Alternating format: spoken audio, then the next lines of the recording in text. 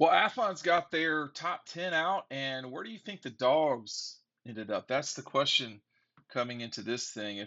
If I said they were number one, would you believe that? I wouldn't. I'll just tell you that right now. I would not put Georgia at number one coming into this season. But I think Athlon's got it about right. I'll go backwards from number 10 as we get ready for the 2022 season. Now, some of these are curious. I think Athlon is stretching a little bit, but that's okay. They've got the Oregon Ducks, Dan Lanning and company at number 10. That's a curious pick, I guess, to some degree. USC at number 9. They've imported a lot of guys. Got three Pac-10 teams to start this list off. Utah at number 8. They just played in the Rose Bowl. Notre Dame at 7. Brand new coach. Got three coaches that are brand new to their positions in the top 10 so far. Michigan at number 6. Texas A&M, the old four-loss Aggies are at number 5. Clemson at number 4. Georgia at 3.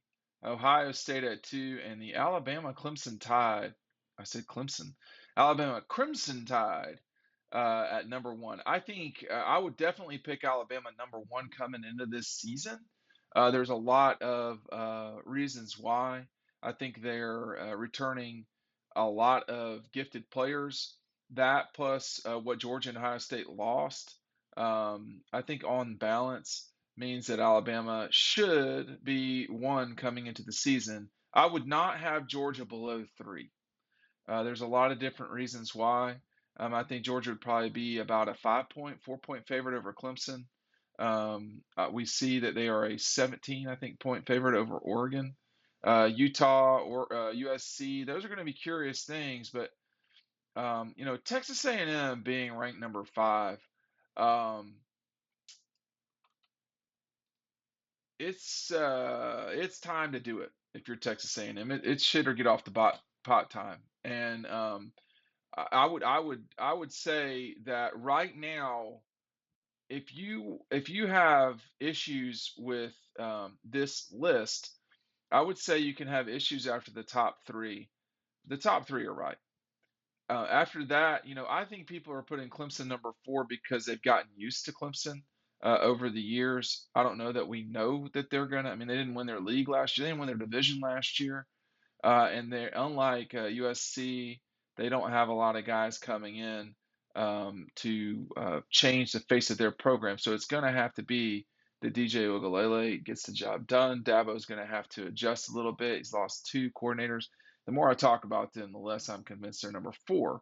But I understand folks getting, very comfortable with that. Texas A&M, we don't know who their quarterback's going to be right now, and that's kind of problematic. Um, and I just don't trust them.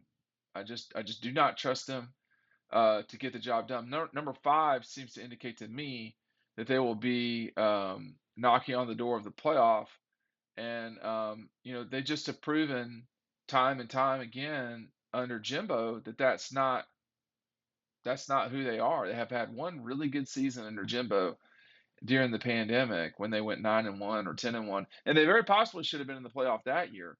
But I mean, they just I can't trust them. Michigan, at 6, I think we know Michigan is a solid team that you know really kicked Ohio State's teeth in a season ago. But I mean, I think the problem is once you get to the back here of the top 10, you're looking at a lot of programs that have not, are certainly unproven. Georgia proved it. Alabama has proven it. Ohio State has not won the national championship since 2014, but those 3 programs are the only 3 that have played for the national championship in the last 2 seasons. Pick up DAWGSTRUCTION. Make sure you're picking it up. You don't want to get too close to the season. You want to make sure you're enjoying this 80-page, uh, you know, awesomeness. Look at that picture. You need this on your coffee table. Pick it up. The link is down below. I just, it used to annoy me a lot when we got to these discussions where X team and X team were the only teams that could win the national championship that particular year. But what you got to do is look at what's happened over the last 5 years of recruiting. And it's not in any way surprising to me that the top three teams in this list from Athlon are where they're at. I mean, they have dominated recruiting in a way that Texas A&M has not, in a way that Clemson has not, in a way that all these other teams have not. What we don't know, what we do not know, is how the portal will affect things. Obviously, USC will be a much better team than they were a season ago. Oklahoma will not, we suspect.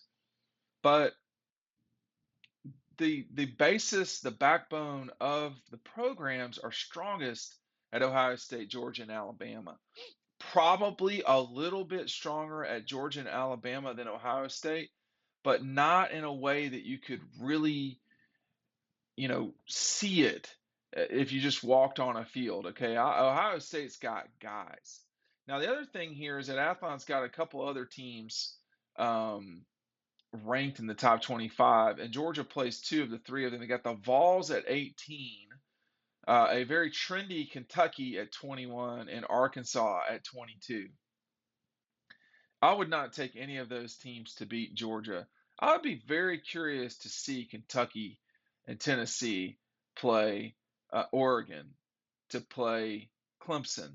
I mean, they would lose. Tennessee would lose to Clemson, I think. I would be curious to watch Kentucky and Clemson play. It would depend on where it is and all this stuff. I'd be very curious to watch Kentucky play Michigan. I think Michigan would win, but I'm not certain they would win, right? Um, and Arkansas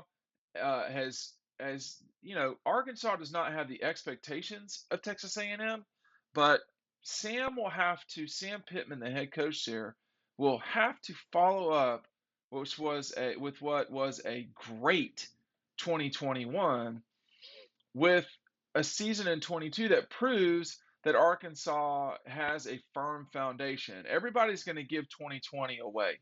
I was looking at some TV numbers earlier today, and it was just like that season, such a blur. Arkansas, it was like that for them for sure. They had a great 21. They beat Texas A&M. They beat Texas. They had a lot of great wins. They took Alabama down to the wire. But it's time for someone in the West, if they want, if you know, it's time for someone in the West not named LSU and Auburn to actually get to the championship game, because it's dominated by Alabama. They're the best program in the West, and understandably so. But if Texas A&M can beat Alabama, if Georgia can beat Alabama, if LSU can beat Alabama, and all those teams have beaten them since 2019, and there's been some other, Alabama lost another game in 19 as well, then Alabama is beatable clearly. But these teams aren't doing everything you got to do to take them out and get to Atlanta. So we'll just see, right? I mean, I think this top 10 is about where you got to have it. I'm not sure I love the bottom, but right after the top three, I really just don't know where you go. I mean, it's a tricky situation we got right now in college football, where Florida is trying to figure themselves out again. Florida State, Miami, these used to be powers. Tennessee, Nebraska, they're shells of themselves. Texas, um, Oklahoma's had transition. I don't know. I mean, we're at the point in college football where the top three teams have really consolidated power. One of those three, Alabama, has been good for a decade plus. The other two have been very good, but they've not been at Alabama level. Will they prove it this season? Will one of those three win it, or will somebody else? We'll have to watch and find out.